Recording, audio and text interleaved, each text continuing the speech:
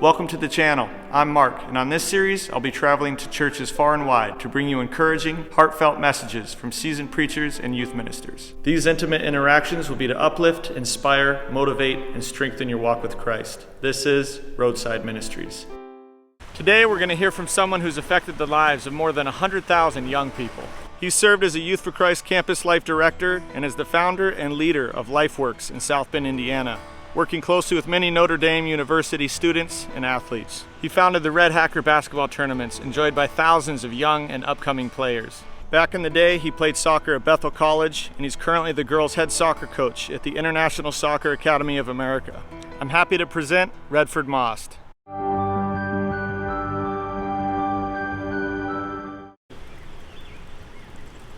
How you doing? Hey, my name's Redford Maust, and just like to talk to you for a couple of minutes. And I'm thinking about the fact that I were created just like God. Yeah, let me try to prove it to you. Maybe you don't believe that. But the Bible says at the very beginning, right in the very first chapter, it says that God created us in His image. He created us male and female. So let me see if I can bring some light on this subject a little bit. I think I'm like God in many ways, and so whatever you think about Him as Creator, or maybe you think evolution, we all have a world view, right, of how we got here, and so you have your belief, I have my belief, and so I personally choose to believe that God created us. And over many, many years, I've looked at the evidence, etc., and so I've come to this conclusion. But it says that He's made us in His image. And so do you think you have some creativity about you? Like, you come up with ideas, a painting, a song, build something, have an idea. You feel that creativity stirring in you? See, that's like God. He's a creator. He created, and He made us in His image. And so not only are we like Him in the fact that we're creative, but we like what He likes. So it says when He made us, or not when He made us, when He made everything, He made trees, and He'd look at them and the plants, and He'd go, wow, that's good. And then He made the ocean, He made the skies, and he looked at it and goes, that's good. And then He made animals, and all these different types of animals, and birds, things that fly, things that swim, and He just kept looking at all this as He uses His creativity, and He goes, that's good. Now look at this. We're created in His image. So I spent a summer down in Sarasota, Florida. Beautiful beach, Lido Beach, right off of St. Armand's Circle. Great place. In the daytime you go there, there's families, they got their umbrellas, their kids' toys, the shovels, digging in the sand, and sunbathers laying out and trying to get the sun, and it's just this whole beach scene of just enjoying the sun and the fun and the water and swimming, and then as the day goes on, I noticed something. I noticed that toward evening everybody packs up, puts everything in little carts and hauls them on their back, and there they are, moving off the beach. And the beach pretty much gets totally empty. But if you hang around, that sun gets lower and lower and lower. Then something really interesting happens. Every single day, people start coming back, and the beach totally gets lined with hundreds and hundreds and thousands of people. And this is happening at thousands of beaches around the world every single day. What's going on? You see, you're created in the image of God. He made it. He looked at it and goes, wow, that's good. And we are captured by it. I'm captured by it. So are you. Why do over 700 million people attend a zoo every single year. The giraffe, look at that long neck. The elephant, look at that trunk. The koala bear. Aquariums. We are captured because there's something deep inside of us that is just like our Creator. We are created in His image.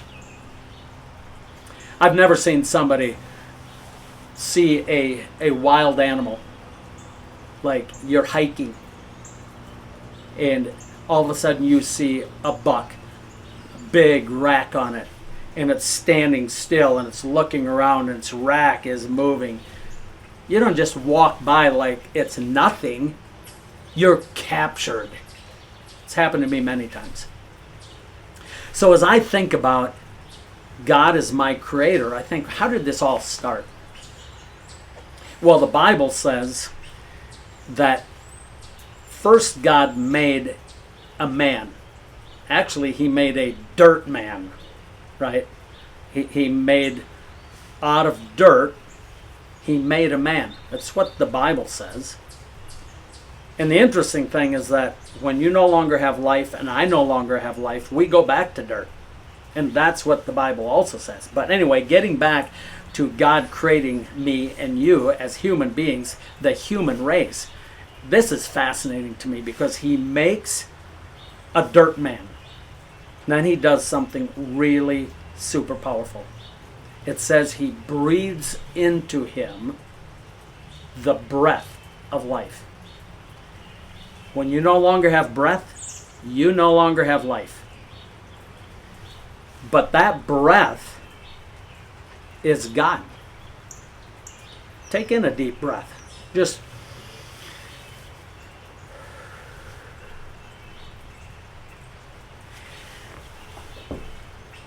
the Bible says that breath, spirit,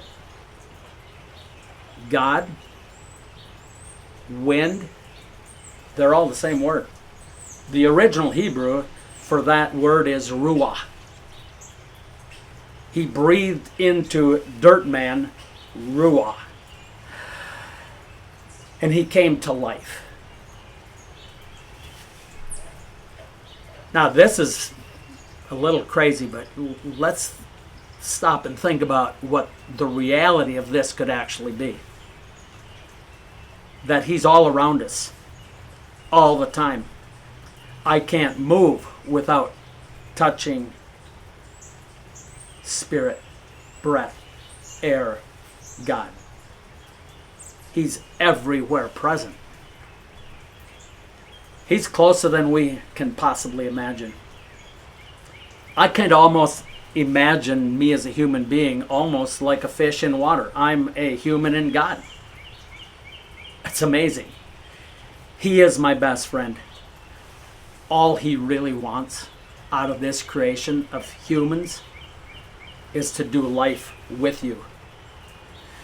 Forget the religious stuff that you may have learned or whatever. Forget all that. And think about someone like Abraham, who's a pretty important figure in the Bible. He never went to church in his life. There was no church. He just did life with God. He was aware of His presence. And so you're aware of His presence too. If you stop and think about it, the Bible says that He's written His word on our heart. So you know, I know, every time we're about to do something that we shouldn't do, like a moral code that is in this world, right? I know it's not right to go to my neighbor's house when he leaves and take his wife. Anybody knows that. They know that at any village, any place around the world, that is wrong. So if you listen to that word that He's written on your heart, He's just trying to lead you down a path that you will enjoy this life at the highest level. You'll have peace, you'll have joy, and you will love life. And that's what He really wants. Hey, look, I could go on for a while because I just love Him. I love talking about my best friend, but just talk to Him. That's what I did. That's how I started my journey. I just said, hey, you know what? I don't even know if you're out there, but I could use a little help. From that day, everything changed. Have a good one. Giving Jesus the glory forever. You know, I take a look at the world around me, and I'm constantly in awe at the beauty of our earth.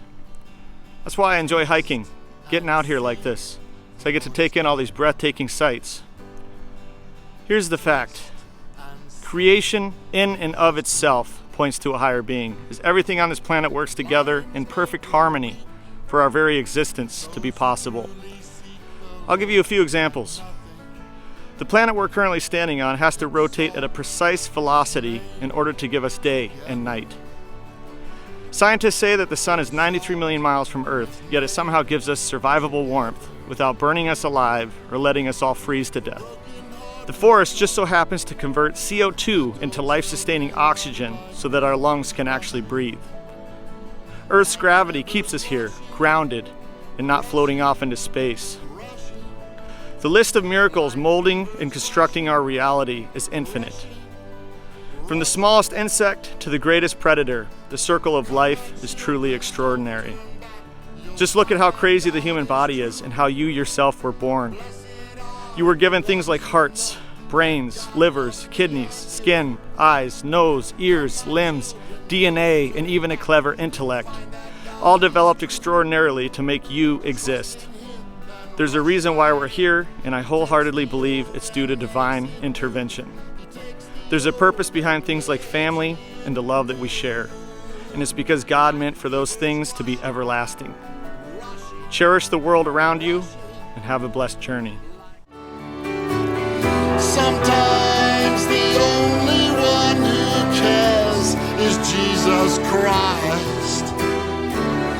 He hears our lonely prayers when no one else is nice. Sometimes the only hope we have from hurt and harm is when we hear, "Come, my child, to Jesus. Come, my child, to Jesus. Come, my child, to Jesus." And we crawl into His arms, and we fall into His arms, and we crawl